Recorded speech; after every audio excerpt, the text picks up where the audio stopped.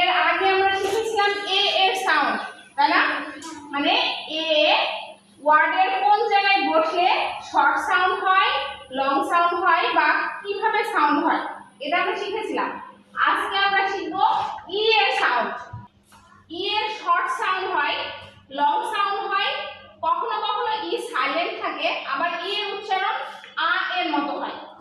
আজকে আমরা শিখব যে ই কোথায় বসলে শর্ট হয়, কোথায় বসলে লং হয়, কোথায় সাইলেন্ট হয় বা কোথায় বসলে কি হয়, আ হয়। তো প্রথমে আমরা শিখি ই এর শর্ট সাউন্ড। মানে ই এর শর্ট সাউন্ড হবে এ। এ তখন সিবিসি ওয়ার্ড থাকবে। সিবিসি মানে কি? Consonant, vowel, consonant. এখানে ই কি ভাওয়েল না কনসোনেন্ট? ভাওয়েল। ওয়ার্ড কোনটা? বি এখানে কনসোনেন্ট, ইটা ভাওয়েল, আবার ডিটা কনসোনেন্ট। মানে দুইটা কনসোনেন্টের মাঝখানে ই আছে, তার মানে ই এর সাউন্ডটা এখানে কি হবে? শর্ট, মানে বি ই ডি, বেড। তাহলে ই এর সাউন্ডটা কি এর মতো হচ্ছে না? Bed, fest. এবার ই এর লং সাউন্ড কখন হয়? লং সাউন্ড মানে ই সমান হবে দীর্ঘ ই বা দীর্ঘি। ডাবল ই থাকলে সেটা হবে দীর্ঘ ই মতো উচ্চারণ, মানে ই এর উচ্চারণটা একটু দীর্ঘ হবে। যেমন C S double E, C, tree, একটু দীর্ঘ হবে ই এর সাউন্ডটা। আবার যখন ই এ থাকে, ই এর পরে এ থাকে ওয়ার্ডে, তখন ই এর সাউন্ডটা একটু লং হয়। যেমন হবে ইট, ই এ টি, ইট, টি ই এ এম, টিম। আবার যখন শব্দের শেষে ই থাকে সাধারণত, তখন ইটা সাইলেন্ট থাকে। শি, যদি এখানে এ হতো তাহলে কি হে হতো না? কিন্তু হে তো হয়নি, কারণ কি সামনে কনসোনেন্ট থাকলেও ই এর পরে কিন্তু কনসোনেন্ট নাই। তাহলে শব্দের শেষে যখন ই থাকে তখন এটা কি হয়?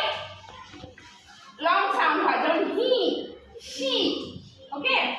আবার ইটা যখন শব্দের শেষে থাকে তখন কিন্তু অনেক সময় মানে 90% ক্ষেত্রে ওটা সাইলেন্ট থাকে, ই এর কোনো উচ্চারণই হয় না। মানে পিছনে যে একটা একদম শেষে ওয়ার্ডের শেষে যে ই আছে সেটা কিন্তু বোঝাই যায় না। যেমন like, L I K E, like, like হচ্ছে এইটা উচ্চারণ, ই উচ্চারণ হচ্ছে না, ই সাইলেন্ট আছে ঠিক আছে, কিন্তু ই এর আগে যে ভাওয়েলটা আছে সেটা সাউন্ড কিন্তু লং করে দিচ্ছে। যেমন হে, এটা কিন্তু হ্যাক না, হে, মানে ইটা সাইলেন্ট আছে কিন্তু ই এর আগে যে ভাওয়েলটা আছে সেটা সাউন্ডটা একটু লং হয়ে যাচ্ছে। তাহলে যদি ই শব্দের শেষে থাকে তাহলে ইটা সাইলেন্ট থাকে এবং আগের ভাওয়েলটাকে লং করে দেয়। আবার ই যদি শেষে থাকে তাহলে কিন্তু অনেক সময় ই এর লং সাউন্ড হয়। এই দুটো কিন্তু মনে রাখতে হবে। আচ্ছা, কখনো কখনো ই আবার উচ্চারিত হয় আই এর মতো। কখন হয়? যেমন কিছু কিছু মাদার বানানো হয়, M O T H E R, mother. এখানে কিন্তু ই আছে, তাহলে ই এর সাউন্ডটা কি আসছে? আ, মাদার।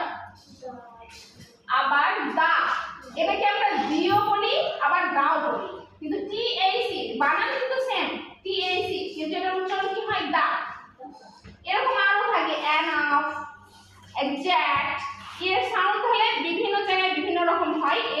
এই নিয়মগুলো জানলে মোটামুটি কিন্তু আমরা ম্যাক্সিমাম ওয়ার্ডে উচ্চারণ করতে পারবো সঠিকভাবে। মনে থাকবে সবার?